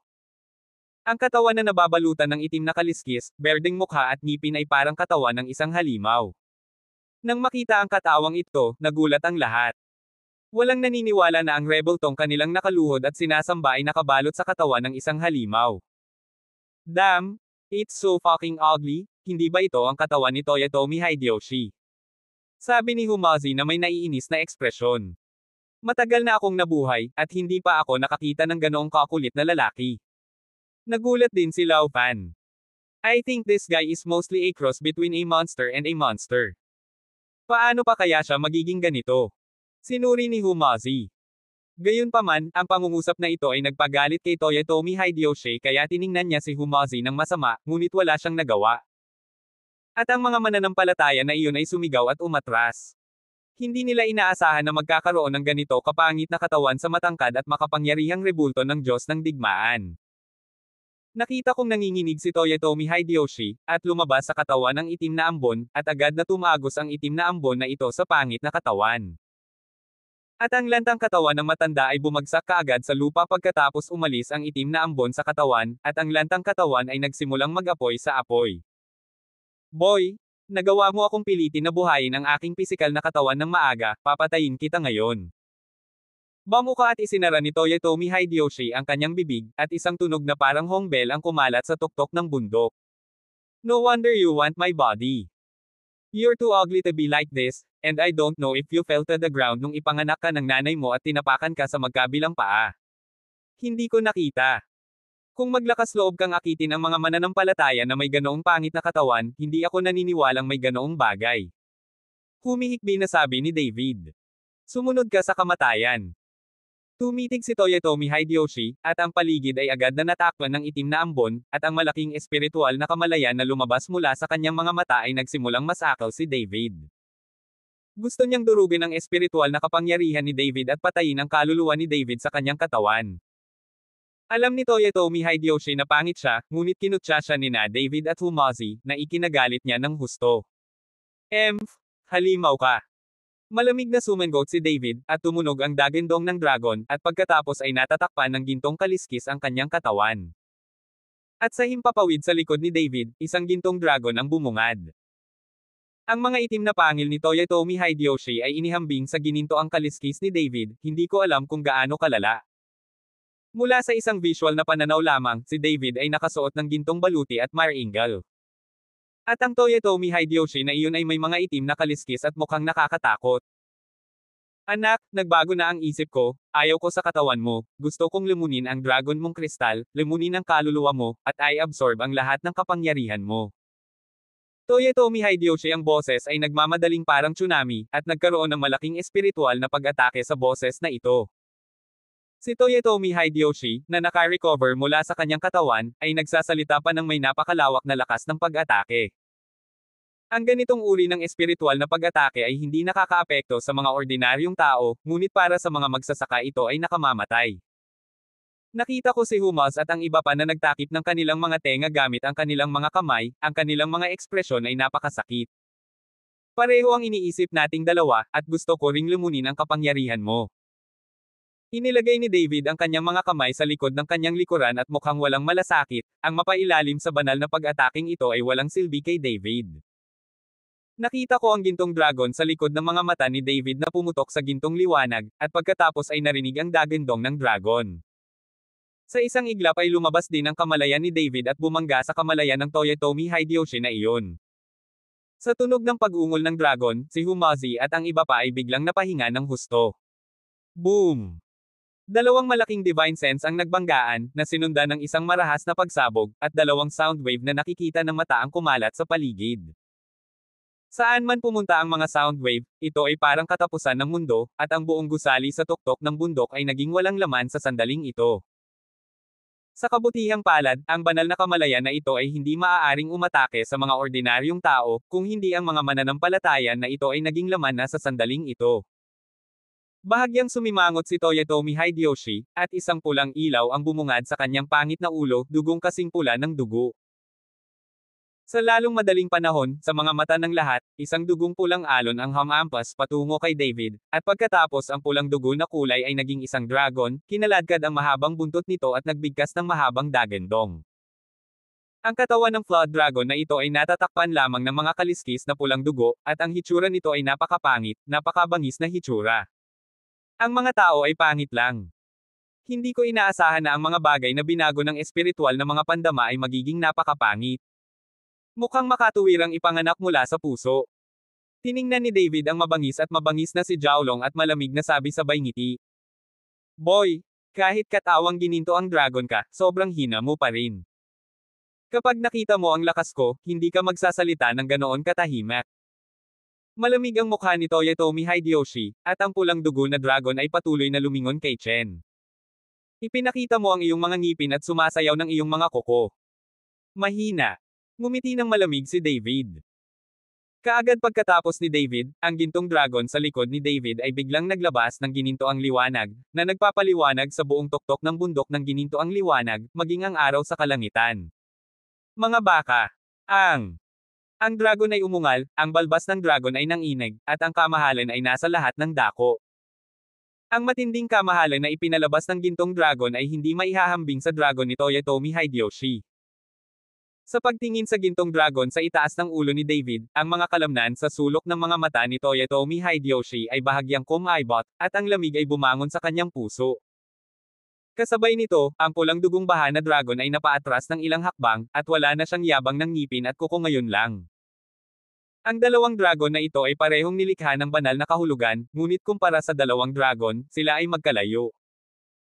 Nang maramdaman ni Toyotomi Hideyoshi ang lamig sa kanyang puso, natagpuan ni David ang tamang sandali, at ang gintong dragon ay umungal at sumugod patungo sa pulang dragon na baha. Nang makita ito, pinilipit ni Jiaolong ang kanyang katawan at iwinagayway ang kanyang mga kuko na parang lumalaban.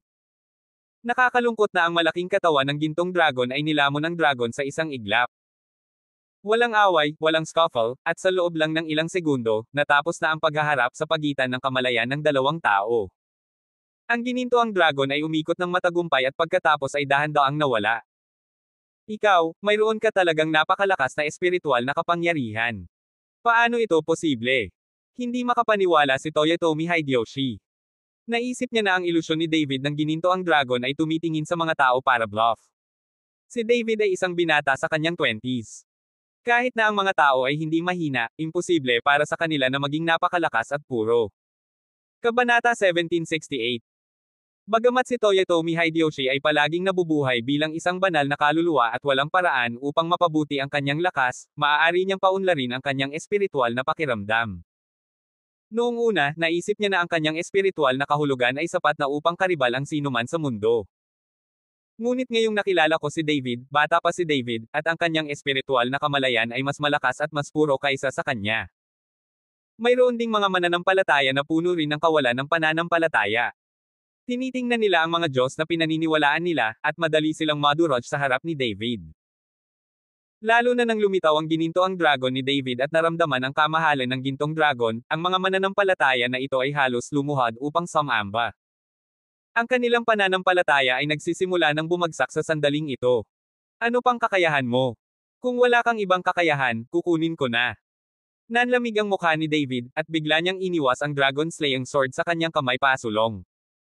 Ang isang sword jet na ilang metro ang haba ay agad na bumaril at direktang tumama kay Toyotomi Hideyoshi. Ang mga mata ni Toyotomi Hideyoshi ay bahagyang naningkit, ang kanyang mga kamay ay nakakross, at siya ay sinaksak ng mabangis sa lupa, at ang apoy ay tumaas mula sa lupa. Ang mga apoy na ito ay nagsimulang magtagpo at kalaunan ay bumuo ng isang malaking ball ang apoy, na biglang itinapon ni Toyotomi Hideyoshi. Dumadagindong. Si Janmang ay bumangga sa isang ball ang apoy, at ang buong mundo ay nagsimulang manginig tulad ng isang lindol. Ang mga mananampalataya na iyon ay tumingin sa tanawin sa harap nila, at sila ay umatras sa takot. Nagmamadali ding binitawan ni Humazi at Lao Fan ang body protecting technique, kung hindi, kung maapektuhan sila ng Yue na ito, mamamatay sila o masasaktan. May kakayahan ka pa. Tinitigan ni David si Toyotomi Hideyoshi. Anak, gaya ng sinabi ko, hanggat nandito ako nakatira at magagamit ko ang lahat dito, ngunit paano ka? Kapag naubos na ang espiritual na kapangyarihan ng iyong katawan, makikita ko kung ano ang magagawa mo para labanan ako. Malamig na sabi ni Toyotomi Hideyoshi. Pagkatapos ay subukan, maaari mo bang hayaan akong gamitin ang lahat ng aking kapangyarihan sa pag-iisip? Pagkatapos magsalita ni David, tumalon ulit siya habang nasa kamay niya ang dragon slaying sword. Ilang sandali, nag-away sina David at Toyotomi Hideyoshi, at nagkaroon pa rin ng dagandong sa tuktok ng bundok. Master Hu, Master siya. Mukhang nag-aalala si Yumiko habang magkasamang lumaban sina David at Toyotomi Hideyoshi. Huwag kang mag-alala, siguradong mananalo si David. Matigas na sabi ni Humazi. Di nagtagal, ang labanan sa pagitan nina David at Toyotomi Hideyoshi ay umabot sa isang lagnat. Sa sandaling ito, si Toyotomi Hideyoshi lang ang may lakas para lumaban. Kung gaano siya kalaki, mas lalo siyang naging. Hindi niya naunawaan kung bakit ang espiritual na kapangyarihan ni David ay parang busog, at hindi niya ito magagamit. Ang kasalukuyang Toyotomi Hideyoshi ay maaari lamang umiwas sa kaliwa, umiiwas sa pag-atake ni David sa kahihiyan. Sa hindi kalayuan, si Koichi Ono, na tumitingin sa Diyos sa kanyang puso, ang ninunong sinasamba niya sa kalahati ng kanyang buhay, ay binugbog sa sandaling ito, at ang kanyang puso ay puno ng magkasalungat na damdamin. Anak, umasa ka sa spirit sword na nasa iyong kamay para supilan ako saan man, ano ang iyong kakayahan. Naramdaman na ni Toyotomi Hideyoshi na naabot na niya ang kanyang limitasyon. Bilang karagdagan, ang taybak na pumapatay ng dragon sa kamay ni David ay masyadong matalim. Kahit na ang katawan ni Toyotomi Hideyoshi ay natatakpan ng makapal na itim na kaliskis, madali pa rin itong nabasag. Sa sandaling ito, ang kanyang katawan ay natatakpan na ng malalaki at maliliit na sugat. Hanggat mapipigilan niya si David sa paggamit ng Dragon Slaying Sword, baka may pagkakataon pa siyang manalo. Kung hindi, si David lang ang makakapigil at makakatalo nito. Sa tingin mo ba unfair na gumamit ako ng armas? Mahinang tanong ni David. Syempre ako walang kamay, pero gumagamit ka ng baril, syempre hindi patas. Malakas na sabi ni Toyotomi Hideyoshi. Sa sandaling ito, maging si Koichi Ono o ang mga mananampalataya na iyon, lahat sila ay tinamaan ng kidlat. Ang Diyos ng kanilang mga puso, ang karapat-dapat na Toyotomi Hideyoshi Wuzhen, ay aktwal na nakikipagnegosasyon sa sandaling ito at gumagamit ng paraan ng provocation. Ito ay nagre-refresh lamang sa kanilang kamalayan. Well, dahil sa tingin mo ito ay hindi patas, hindi ko ito kailangan. Nang matapos magsalita si David, ang Dragon Slaying Sword sa kanyang kamay ay agad na nawala. Tumingin si Toyotomi Hideyoshi kay David, at siya ay medyo tulala. Sinusubukan lang niya. Kung tutuusin, sino ang magbibigay pansin sa kung ano ang patas at hindi patas sa isang labanan sa buhay at kamatayan? Hindi niya inaasahan na inalis talaga ni David ang Dragon Slaying Sword. Ang tanging dahilan kung bakit ginawa ito ni David ay dahil hindi niya sineseryoso si Toyotomi Hideyoshi. Tandaan mo, hindi mo kailangan ng espada, basura ka pa rin sa paningin ko. Nang matapos magsalita si David, ang kanyang kanang kamay ay kumislap ng gininto ang liwanag at ang kanyang kanang paa ay nakatapak sa lupa. Isang hukay ang lumitaw mula sa lupa sa isang iglap, at ang katawan ni David ay tumitig ng husto, at pagkatapos ay tulad ng isang busog at palaso mula sa isang tali, siya ay pumunta kay Toyotomi Hideyoshi. Ang bilis ni David ay napakabilis, at may tunog ng pagbagsak sa hangin, at isang maikling distansya ay halos nasa harap ng Toyotomi Hideyoshi. Banal na kamao ng liwanag. Sinuntok ni David si Toyotomi Hideyoshi sa dibdib. Si Toyotomi Hideyoshi ay walang oras na mag-react, at siya ay natama ng malakas, at ang mga itim na kaliskis sa kanyang katawan ay tumalsik kung saan-saan sa isang iglap. Ang malaking katawan ay lumipad din pabalik sa isang iglap. Dumadagindong. Ang katawan ni Toyotomi Hideyoshi ay bumagsak ng husto sa lupa, bumagsak sa halos 10 metrong lalim na hukay sa lupa, at ibinaon ng sirang bato si Toyotomi Hideyoshi. Ang lahat ay nanunood ng hindi makapaniwala, ang eksena ay patay na tahimik, ang Adam's apple ni Koichi Ono ay umikot, at hindi niya maiwasang tumingin pababa mula sa bundok, na para bang naghahanap siya ng paraan upang makatakas. Di nagtagal ay nagkaroon ng paggalaw sa halos 10 metrong haba ng hukay, si Toyotomi Hideyoshi ay natakot at isang malaking butas ang lumitaw sa kanyang dibdib, ngunit hindi siya nito pinatay. Anak, alam mo talaga ang banal na kamao ng liwanag. Ito ay isang panlilinlang ng Demon Lord libu-libong taon na ang nakalilipas. Si Toyotomi Hideyoshi ay tumingin kay David na nalilito, at ang sugat sa kanyang dibdib ay gumaling sa bilis na nakikita ng mata. Mukhang kilalang-kilala mo ang aming Daziya, ngunit alam mo kung kaninong Lanzi ito. Sabi ni David sabay ngiti ng mahina. Anak, kahit kaninong pakulo ang natutunan mo, hindi mo ako mapapatay. Gaya ng sinabi ko, narito ako ang Panginoon, isang buhay na hindi maaaring patayin. Sa pagtingin sa kanyang sugat, na gumaling na, malamig na sabi ni Toyotomi Hideyoshi. Ngunit sa pagtingin sa naghihilom na sugat ni Toyotomi Hideyoshi, hindi man lang nagulat si David. Hindi ibig sabihin na hindi ka pwedeng mamatay, pero hindi kita gustong patayin dahil gusto kong makuha ang lahat ng kapangyarihan mo. Malamig na sabi ni David. Huwag mo nang isipin yun, ako. May gustong sabihin si Toyotomi Hideyoshi, pero bago pa man siya matapos magsalita, isang malamig na flash lang ang naramdaman niya sa harapan niya. Hindi ko alam kung kailan, si David talaga ang lumapit sa kanya. Nang makita ito, biglang binaril at direktang hinawakan ni Toyotomi Hideyoshi ang balikat ni David, at hinawakan din ni David ang balikat ni Toyotomi Hideyoshi sa sandaling ito. Kung gayon, tingnan natin kung sino ang may pinakamalakas na kapangyarihang lumamon. Nang matapos magsalita si Toyotomi Hideyoshi, nabuo ang isang puyo ng tubig sa kanyang katawan, at isang malaking puwersa ng pagsipsip ang nagsimulang sumipsip ng espiritual na kapangyarihan sa katawan ni David palabas. Bahagyang ngumiti si David, at ang Heart Concentrate Art ay nag-activate, sumipsip na parang baha, agad na sumipsip ng malaking halaga ng kapangyarihan ni Toyotomi Hideyoshi sa katawan ni David. Malaki ang pagbabago sa mukha ni Toyotomi Hideyoshi, at likas niyang gustong bumitaw, ngunit nalaman niyang tila puno ng higop ang katawan ni David, at hindi maigalaw ang kanyang kamay.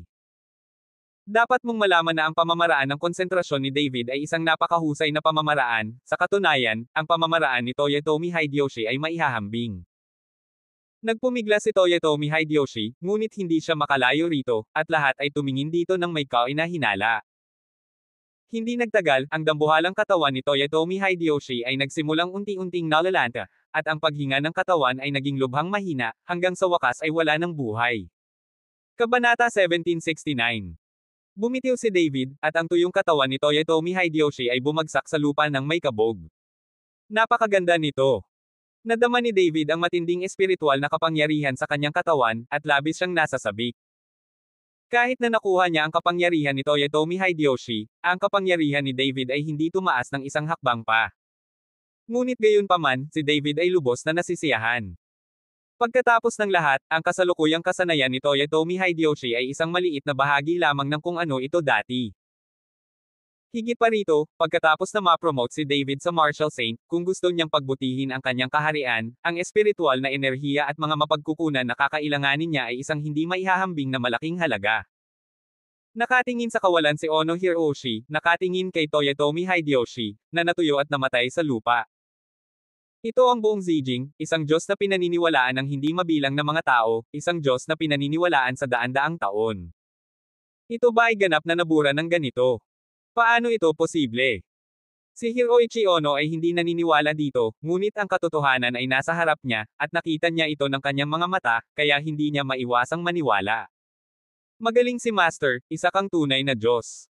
Sa sandaling ito, biglang lumuhad si Fumio Watanabe sa harapan ni David at sumigaw ng malakas. Nang makita ito, nagmamadaling lumuhad si Yumiko. Bilang pinuno ng pamilya Watanabe, si Fumio Watanabe ay kilala at hinahangaan ng maraming tao. Ngayon si Watanabe Fumio ay lumuhad sa harap ni David at sumasamba kay David bilang isang Diyos. Sa sandaling nakita ni Ono Hiroshi ang eksenang ito, sumugod siya at lumuhad sa harap ni David, nanginginig ang buong katawan. Ang Diyos ay nasa itaas, tanggapin ang aming time na panalangin. Si Ono Hiroichi ay lumuhad sa lupa na may banal na mukha. Diyos. Sa sandaling ito, ang mga nakaligtas na mananampalataya sa Chen Shrine ay lumuhad at sumamba. Maging si Koichi Ono ay muling inihalal ang mga Diyos, at hindi na nila kailangang manatili sa kanilang mga dating paniniwala. At ang kanilang pananampalataya, sa harapan nila, ay nakita ng kanilang sariling mga mata ang pagbagsak. Malamig na tiningnan ni David si Ono Koichi, at sumilay ang ngisi sa gilid ng kanyang bibig. Naniwala ka kay Toyotomi Hideyoshi sa loob ng maraming taon, bakit ang bilis mong nagbago ng mukha? Mukhang hindi naman talaga malakas ang paniniwala mo. Mahinang sabi ni David. Diyos, ang Toyotomi Hideyoshi na iyon ay isang huwad na Diyos, siya ay isang labi lamang ng isang kaluluwa, at Diyos, ikaw ang tunay na Diyos. Si Ono Hiroshi ay nag-advertise kay David, sasabihin ko sa mga tao na muling itayo ang dambana, na maglagay ng mga estatwa ng mga Diyos dito. Hayaan ang mga Diyos na tamasahin ang kapangyarihan ng paghanga ng libu-libong tao. Ay! Dapat kong sabihin na si Koichi Ono ay nakipaglaban ng husto para sa kanyang buhay upang masiyahan si David. Masyado kang matako at takot sa kamatayan, ano pa ang silbi ng pag-iingat sa iyo? Tumigil sa pagsasalita si David, marahang kumaway, at agad na tumago si Brett sa dibdib ni Ono Hiroichi.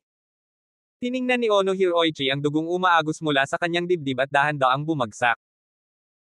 At sa pagtingin sa mga nakaluhod na mananampalataya, sinabi ni David kay Watanabe Fumiya, ipauubaya ko ito sa iyo dito.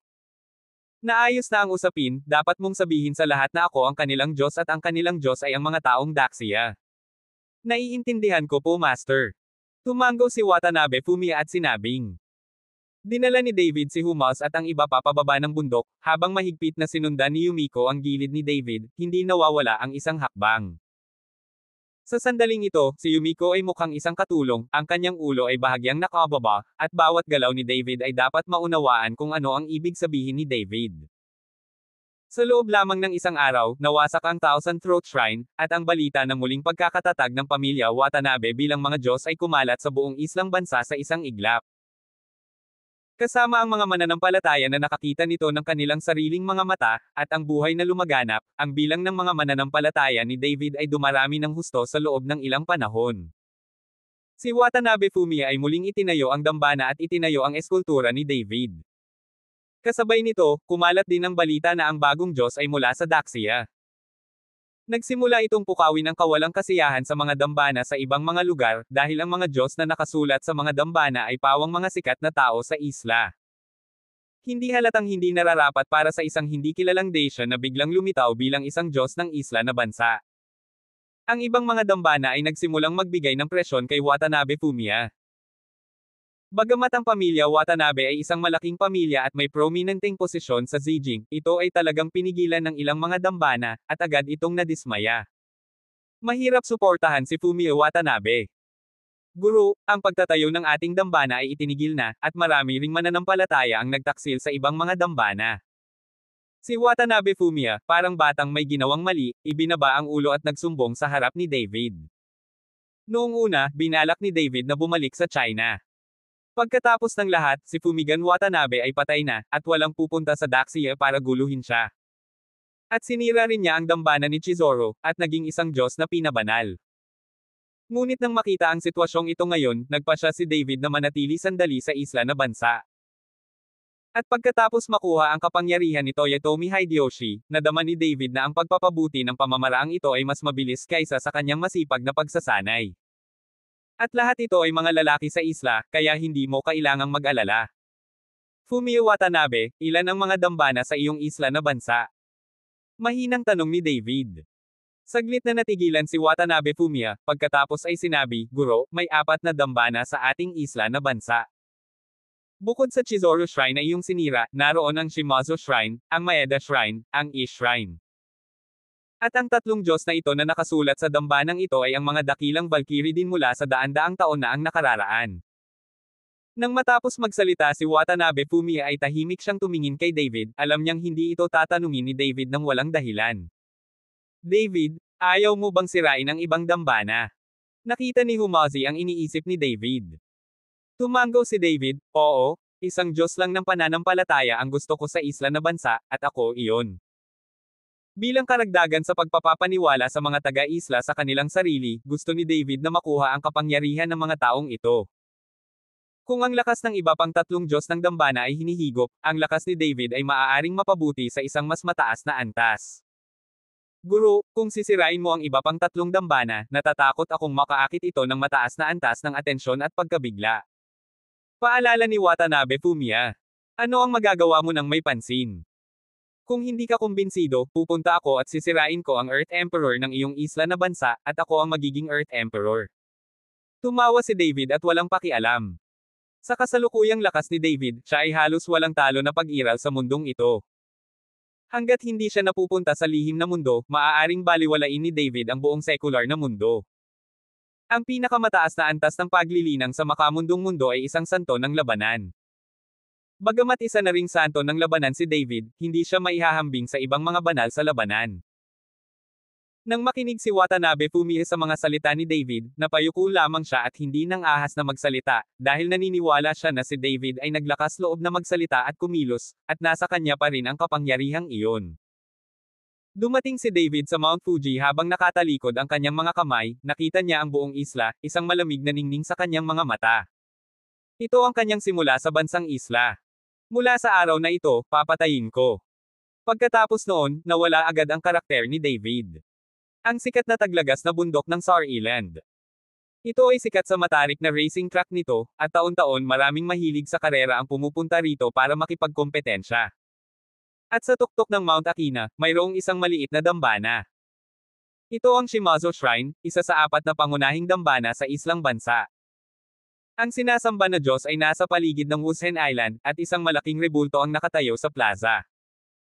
Kasalukuyang walang mga mananamba sa Shimazu Shrine Square, daan-daang samurai warriors lang ang naghihintay para sa labanan.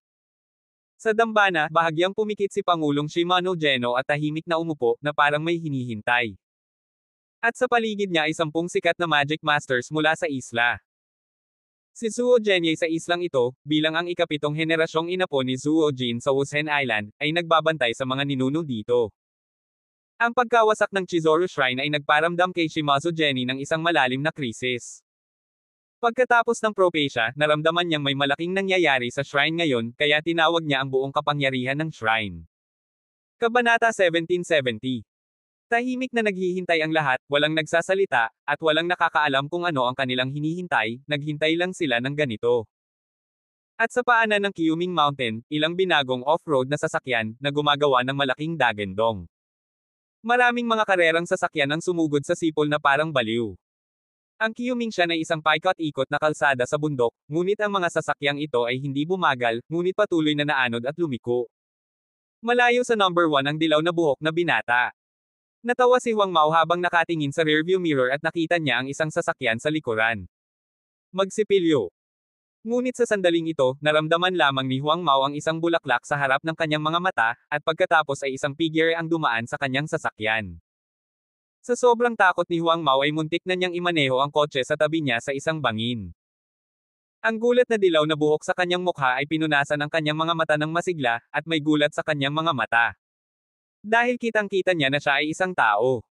Paano mapabilis ng isang tao ang pagpapatakbo ng kanyang karerang sasakyan? Ngunit nang gustong makita ni Huang Mao kung sino iyon, napansin niyang tumakas na ang tao.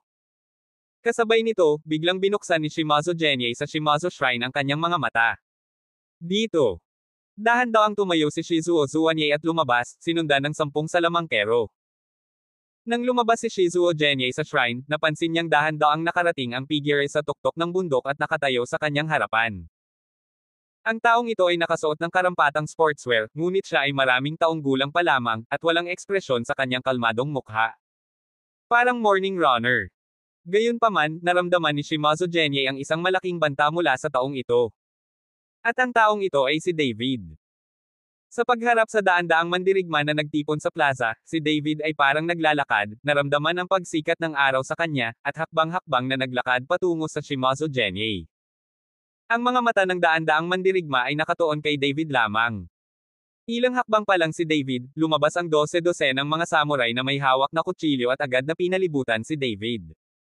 Ang mga taong ito ay may malamig na mga mata at malakas na kasanayan. Ang mga samurai na kutsilyo sa kanilang mga kamay ay kumikinang sa sikat ng araw. Relax.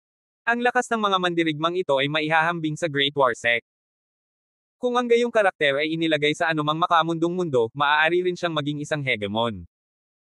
Ngunit ngayon, 12 ng mga mandirigma na maihahambing sa Great Wazong ang nakapalibot kay David, ngunit walang bakas ng paggalaw sa mukha ni David. Dahil ang mga taong ito ay parang langgam sa kanyang paningin. Kahit ang mga langgam ay hindi kasing ganda ng. Sino ka? Anong ginagawa mo sa Shimazu Shrine ko? Malakas na tanong ni Shimazu Jianye kay David. Pagpatay. Bahagyang naglabas ng 2 salita si David. Sumimangot si Shizuo Jianye, baka kaya mong sinira ang Chen Shrine. Tumango si David, oo, kung ayaw mong masira, givein mo ang rebulto, palitan mo ng sa akin, at itatag mo ako bilang Diyos, tulad nito. Kung ganoon, hindi ko papatayin ang sarili kong mga tagasunod. Malakas. Galit na sigaw ni Shimazu Zuanye, alam niyang ninuno ng kanyang pamilyang Shizuo ang Diyos na kanyang sinasamba, paano ito mapapalitan ni David? Dahil hindi ka pumayag, may kamatayan lang. Nang matapos magsalita si David, siya ay walang iba kundi ang mga mandirigma sa paligid niya at patuloy na sumusulong. Gawin mo. Nakita ito ni Shizuo Genye at nag-order. Nang makita ito ng 12-dosenang samurai, sumigaw sila ng malakas, at pagkatapos ay lumipad ang mga samurai na espada sa kanilang mga kamay patungo kay David. 12-dosenang mga espada ng katana ang bumuo ng mga bahid ng malamig na liwanag sa hangin, at agad na tinakpan ng malamig na mga ilaw na ito si David. Gayunpaman, ipinikit ni David ang kanyang mga mata at nagpatuloy. Dang dang dang. Hindi umiwas si David, hindi man lang lumaban, hinayaan niyang tumama sa kanya ang mga espadang samurai. Kahit na hindi buhayin ni David ang hindi masisira na gininto ang katawan, hindi masisira ng mga mandirigmang ito ang makapangyarihang katawan na ito. Sa tunog ng pag-aaway ng metal, ang mga espada ng samurai sa mga kamay ng unang samurai ay nabasag, at ang malaking puwersa ng pagkabigla ay nagpalipad sa mga samurai na ito ng baligtad, ang kanilang mga katawan sa hangin. Sumabog ito sa ambon ng dugo sa isang iglap. Nang makita ang eksenang ito sa mga mata ni Noshima Zuo Zuanye, hindi maiwasan ang kanyang mga kilay na sumimangot ng malalim. Kahit na ang mga mandirigmang nasa harapan ay natangay sa ambon ng dugo sa lakas ng impact, wala ni isa sa mga mandirigma sa likod ang natakot. Sa sandaling ito, nangingibabaw ang diwa ni Bushido sa mga kaisipan ng mga mandirigmang ito, kaya't lahat sila ay matapang at hindi natatakot sa kamatayan. Patayin. 12-dosenang samurai ang maayos na nagpalipad kay David pababa, at 12-dosenang mga blades ang pinagsama sa isa. Nang makita ito ni David, isang gininto ang liwanag ang sumilay sa kanyang katawan, ang kanyang buo na gininto ang katawan ay naging aktibo, at ang mga gintong kaliskis ay tumakip sa buong katawan ni David. Sa sandaling ito, tila nakasuot ng gintong baluti si David. Dudurugin ko ngayong Bushido spirit mo. Malamig na sumingot si David at marahang iwinagayway ang palad. Isang nakakatakot na puwersa ang sumugod, at ang puwersang ito ay tumama sa 12-dosenang mga samurai, at isa-isa silang itinapon sa hangin na parang mga langgam, at pagkatapos ay nagsimula silang sumabog. Sunod-sunod na tumalsik ang ambon ng dugo, at umulan ang dugo sa kalangitan, nabasag ang tuod, nagkalat ang mga panloob na organo sa buong lupa, at ang buong tuktok ng bundok ay nababalot ng makapal na aura. Ito ang gusto ni David. Dahil kontrolado ng mga ideyang Bushido ang mga mandirigmang ito, gumamit si David ng madyugo at marahas na paraan upang sila ay matakot at mataranta. Namatay ang grupong ito ng mga mandirigma, ngunit 12-dosenang mga mandirigma ang agad na sumugod na may nakamamatay na mga mata, nang walang kaunting takot. Nang makita ito ni David, biglang bumukas ang kanyang kanang kamay, at lumitaw sa kanyang kamay ang isang taybak na pumapatay ng dragon. Kaagad pagkatapos, ang Dragon Slaying Sword ay umindayog pasulong, at isang sword beam na ilang metro ang haba ang pumutol sa mga mandirigma na sumugod sa isang iglap. Ang itaas na katawan ng mga mandirigmang ito ay bumagsak sa lupa, ngunit ang kanilang mga binti ay tumakbo pasulong ng ilang hakbang dahil sa pagkawalang galaw bago bumagsak.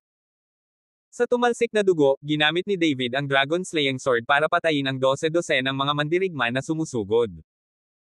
Habang ang piraso ng mandirigmang ito ay tamad na pinutol, isa pang pangkat ng mga mandirigma na hindi natatakot sa kamatayan ang sumugod sa pinangyarihan. Nanliit ang mga mata ni David, at ang Dragon Slaying Sword sa kanyang kamay ay nagwagayway ng lakas ng espada. Ang sword chi na ito ay direktang dumurog sa mga mandirigma na sumugod sa pagkakasakal. Hindi iiwan ni David ang buong katawan nila. Sa pagtingin sa malaking bilang ng nahulog na samurai, lumingon si Shizuo Genye at sinulyapan ang 10 Magic Masters. Ang 10 Magic Masters ay tumango at pagkatapos ay nagsimulang mag-spell. Ang mga puting sinulid na sutla ay sunod-sunod na lumitaw sa langit, at ang mga sinulid na ito ay parang seda, at pagkatapos ay nagkukumpulan kay David. Kaagad pagkatapos noon, si David ay nagsimulang patuloy na magulo. Sa bandang huli, si David ay parang kakon ng silkworms, na tuwirang nababalot ng puting sutla na sinulid. Nang makitang nakatali si David, nakahinga ng maluwag si Shizuo Zuanye, at lumitaw ang isang ngiti sa gilid ng kanyang bibig. Ngunit ang ngiti ni Shizuo Zuanye ay nananatili pa rin sa kanyang mukha at hindi nawala, nakita niya ang isang puting sinulid na sutla, at may gintong liwanag sa paligid nito, at sa wakas ang lahat ng ito ay agad na gumuho, at ang katawan ni David ay nabawi ang kalayaan. Gusto mo bang ikumpara sa akin ang mga spells? Nag-cross arm si David at saka sumuntok sa langit.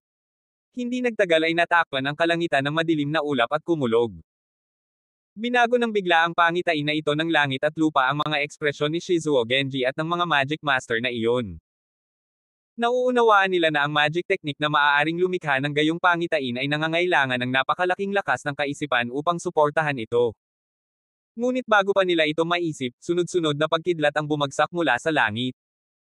Dumadagindong. Sa bawat pagtama ng kulog, nawawala ang Magic Master sa harap ni Shimazo Genji at nadudurog sa mga durog na bato. Abangan ang mga susunod pang kabanata ng David Chen, ang lalaking walang katulad. For more updates, please subscribe to my YouTube channel and don't forget to like and share. Thanks for your support.